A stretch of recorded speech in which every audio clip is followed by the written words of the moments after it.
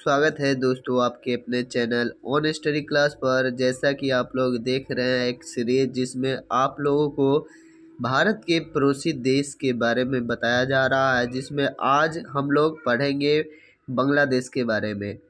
तो देखिए, जब तक बुक में हम लोग देख नहीं लेते हैं, कहानी की तरह इसको जान नहीं जाते हैं, तब तक ऑब्जेक्टिव याद करते हैं तो भूल जाते हैं। इसीलिए इसको देखते हुए इसके बैकग्राउंड देख लेंगे तो हमको पता होगा कि आखिर कहाँ पर कैसा चीज़ हो सकता है। अनुमान से हम लोग भी ऑब्जेक्टिव को सही कर सकते हैं। थोड़ा बहुत तो याद करने की ज़रूरत है, परंतु रटने से आप भूल सकते हैं, और ऐसे पढ़ लेने के बाद ऑब्जेक्टिव याद कीजिएगा तो संभावना ज़्यादा रहेगा कि आप नहीं भूलिएगा। तो चलिए हम लोग देखते हैं कि आखिर 1947 में भारत विभाजन के फलस्वरूप बांग्लादेश पूर्वी पाकिस्तान के रूप में पाकिस्तान का एक अंग घोषित किया गया। यानी कि बांग्लादेश यानी कि जिस समय हमारा देश आज़ाद हुआ, भारत तो स्वतंत्र हो गया, पाकिस्तान स्वतंत्र हो गया, उस समय ये जो बांग्लादेश था वो पाकिस्तान के कब्जे में चला गया। यानी कि पाकिस्तान का उस पर जो है वर्चस्व रहा, पूर्वी पाकिस्तान उसको कहने लगा। ठीक उसके पश्चात क्या हुआ कि 17 दिसंबर 1971 ईस्वी को बांग्लादेश के नाम से यह एक सार्वभौम स्वतंत्र देश घोषित हुआ। कैसे हुआ? तो उस समय जो है इंदिरा गांधी हम लोगों के इधर से देश के तरफ से युद्ध करवाया, और 1971 ईस्वी में 17 दिसंबर को वो पाकिस्तान से मुक्त करवा दिए। ठीक है ना, तब से उनका जो है आज़ादी पूरी तरह से हो गई। ठीक है, इसकी अगर सीमा की बात किया जाए तो इसके पश्चिम और उत्तर और पूरब की ओर भारत की सीमा से सटी हुई है। ठीक है, और जिसकी लंबाई करीब 4096 किलोमीटर है। तो ये लंबाई आपको ध्यान में करते हुए इसलिए रखना है क्योंकि पूछा जाता रहता है कि भारत से सटा हुआ इनमें से कौन देश है जो ज़्यादा जो है सीमा रेखा से संबंधित है, यानी कि ज़्यादा सीमा रेखा से मिला हुआ है। ठीक है ना, इस तरह से क्वेश्चन आते रहते हैं, तो इसको ध्यान में रखना है, और कम भी आपको ध्यान में रखना है। क्लियर? पड़ोसी देश को। फिर अगली पॉइंट जो है हमारा, किसके पूरब में म्यांमार बर्मा है तथा दक्षिण में बंगाल की खाड़ी स्थित है। तो म्यांमार जो है भारत के जो है मैक्सिमम, हम उसके बारे में भी जानकारी अगले में करेंगे कि वो सबसे बड़ा जो है वो हम लोगों के भारत के साथ सटा हुआ देश है ना, म्यांमार। बंगाल की खाड़ी स्थित है, और उत्तर में भारत की असम, और यहाँ पर जो है भारत के राज्य पूछा जाए तो उसमें आपको भारत के असम तथा मेघालय, पूरब में त्रिपुरा तथा मिजोरम एवं पश्चिम बंगाल राज्य स्थित है। बांग्लादेश के कुल क्षेत्रफल की बात किया जाए तो 1,48,393 वर्ग किलोमीटर है। क्लियर? यह देश, ये 20 डिग्री उत्तरी, ये सब ध्यान रखिए या न रखिए, यहाँ पर जो है जनसंख्या के दृष्टिकोण से बांग्लादेश एशिया का 5वां सबसे बड़ा राष्ट्र है। उस समय की बात है, पर 2006 के अकॉर्डिंग अब शायद 8वां है। क्लियर? बांग्लादेश की जनसंख्या करीब 15 करोड़ है, अभी 16 करोड़ से भी ऊपर है। ठीक है ना, यहाँ 880 व्यक्ति प्रति वर्ग किलोमीटर घनत्व है। तो इसका उतना डिटेल हम लोगों को नहीं देखना है, अगर आप लोग देखना चाहते हैं तो इसको देख सकते हैं। क्लियर? अगर हम लोग संरचना एवं स्थलाकृति की बात करें तो स्थलाकृति में बांग्लादेश डेल्टाई प्रदेश है, जो विश्व की सबसे बड़े डेल्टा अर्थात गंगा ब्रह्मपुत्र डेल्टा के मध्य स्थित है।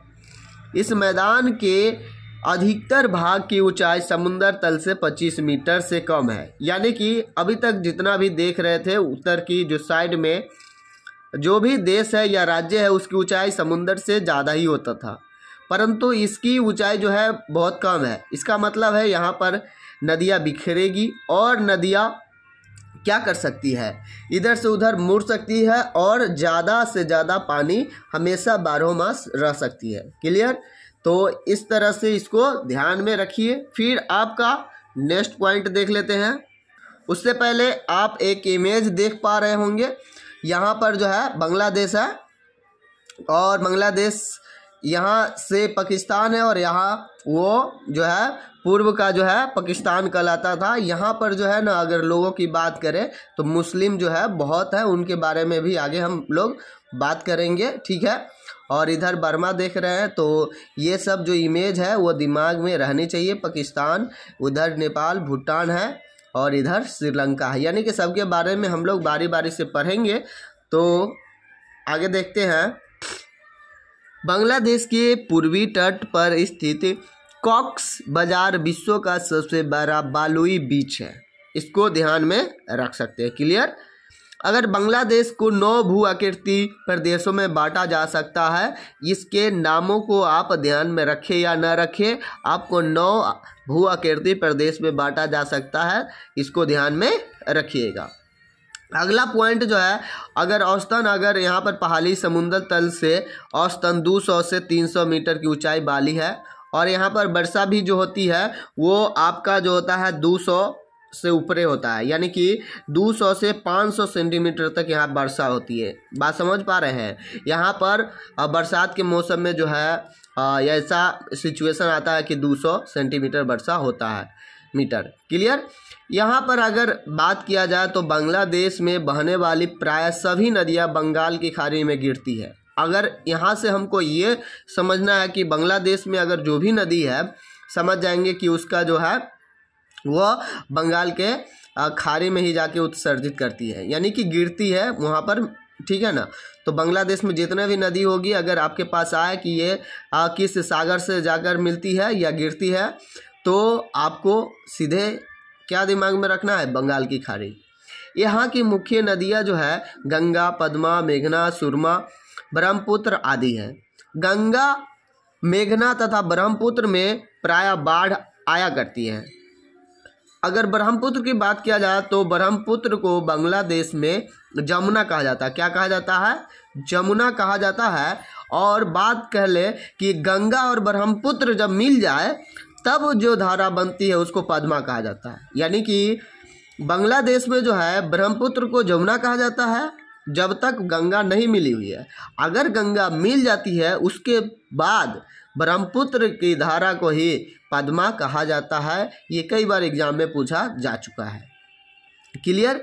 तो यहाँ पर और कोई इम्पोर्टेंट नहीं है। और यहाँ पर वार्षिक औसतन वर्षा की बात करें तो यहाँ पर 200 से 500 सेंटीमीटर तक होता है, ये आपको ध्यान में रखना है।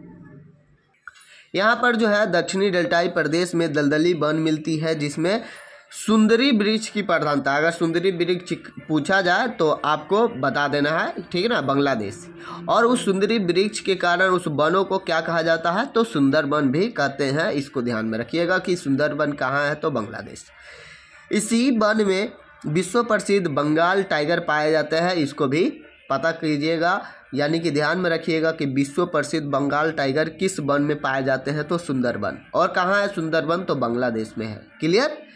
आगे की बात अगर किया जाए तो यहाँ पर जनसंख्या जो है देश की 80% जनसंख्या कृषि कार्य में लगी हुई है, जैसा कि भारत के पास भी मैक्सिमम जो जनसंख्या है कृषि में लगे हुए हैं। फिर और जो देश के लगभग 63% भूमि पर कृषि कार्य किया जाता है, इसको ध्यान में रख सकते हैं। बाकी सब डाटा को ध्यान में रखने की ज़रूरत नहीं है, ज़रूरत पड़े तो आप लोग इसका स्क्रीनशॉट ले सकते हैं। फिर आपका नेक्स्ट पॉइंट जो है, पॉइंट में आपको ध्यान में रखना है कि बांग्लादेश जिन वस्तुओं का आयात करता है उनमें है खाद्यान्न, तेल, कपड़ा, कोयला, लोहा, इस्पात के सामान। मोटर गाड़ियाँ प्रमुख है। इसके प्रमुख निर्यात यानी कि यहाँ से अगर दूसरे देश में भेजे जाते हैं वो है जूट, जूट से बने सामान, मछली, खाल, जड़ी बूटी, विद्युत उपकरण एवं इंजीनियरिंग के सामान। ढाका, जैसा कि आप लोग को पता है कि बांग्लादेश की राजधानी ढाका है और वो चांदपुर और बारीताल और खुलना आंतरिक नदी बंदरगाह है। अगर पूछा जाए चांदपुर कहाँ के बंदरगाह है तो आपको बांग्लादेश कहना है। और बांग्लादेश की मुद्रा को क्या कहा जाता है? तो टाका कहा जाता है, इसको भी ध्यान में रख सकते हैं। क्लियर? तो आज के लिए इतना ही, तो फिर मिल लेंगे हम लोग नेक्स्ट वीडियो में और नेक्स्ट पड़ोसी देश के साथ। तो अब तक आप लोग अच्छा से पढ़ाई कीजिए। Thank you for watching.